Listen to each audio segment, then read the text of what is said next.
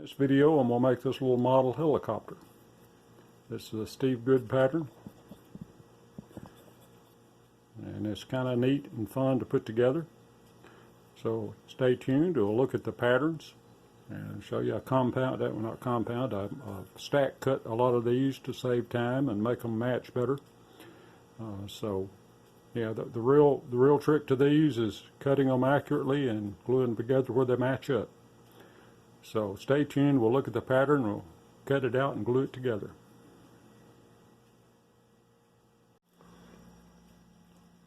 So these are the patterns. There are 5 layers for the body. This is the center layer. That's just a single cut. Here's the next 2 on each side of it coming out. I've got that stacked, got these glued, these marks here. And then you got 2 external, and needs to be 1 on each side. And again, they're glued on it right here, and they're stacked. Then you got part of the landing gear that's I got that stacked because there's 2 of those, and then there's the cross piece for that. I've also got somewhere, here it is, I've got the rotor, the top rotor and the back rotor. And I'm going to try to do a little different. They got these little pieces to hold these on. I got a 1/4 inch dowel that's going to be the shafts for those. But I've got some furniture buttons that are rounded nose that I'm going to try to drill a 1/4 inch hole. In fact, here they are right here. And I'm going to use them as the keeper on these 2 rotors. So anyway, it's not a real complex thing. It's fairly simple cuts, not a lot of internal cuts, but I'm going to drill these, and then I've got to drill also on the tail of the main body, and then I got to drill in the top when I get it together, and that'll be for the shafts for the rotors. So let me get started cutting, and we'll layer it up a layer at a time.